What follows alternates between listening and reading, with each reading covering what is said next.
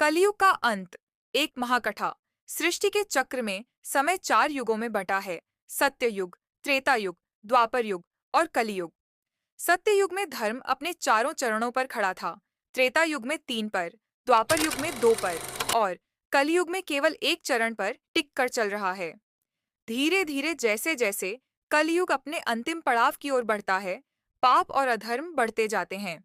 कलयुग का चरम कहते हैं कि जब कलयुग अपने अंतिम समय में पहुंच जाएगा, तब माता पिता का सम्मान समाप्त हो जाएगा। भाई भाई दुश्मन बन जाएंगे। राजा और शासक प्रजा को लूटने वाले होंगे। साधु संतों का अपमान होगा और अधर्मी लोग बड़े पदों पर बैठेंगे। धन ही ईश्वर बन जाएगा और धर्म का नाम लेने वाले भी पाखंड करेंगे। प्रकृति का संतुलन बिगड़ जाएगा। नदियां सूखेंगी, धरती बंजर होगी, बारिश या तो बिल्कुल नहीं होगी या अनियंत्रित होगी।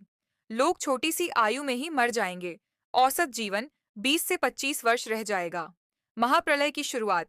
जब अधर्म और अत्याचार अपनी सीमा लांघ जाएंगे, तब धरती माता देवताओं के पास जाकर पुकार करेंगी। हे देवताओं, मेरी छाती पर अधर्म का बोझ बढ़ गया है। मुझे अब सहन नहीं हो रहा। कृपा कर भगवान से प्रार्थना कीजिए। देवता भगवान विष्णु के धाम बैकुंठ जाएंगे और उनसे प्रार्थना करेंगे। तब भगवान विष्णु कहेंगे, समय आ गया है मेरे 10वें अवतार कल की अवतार का। कल की अवतार का प्रकट होना। कलयुग के अंतिम चरण में भगवान विष्णु कल की अवतार लेंगे। वे एक ब्राह्मण घर में जन्म लेंगे, शंभल नामक गांव में। उनके हाथ में ज्वलंत तलवार होगी, जो सूर्य के समान प्रकाशमान होगी।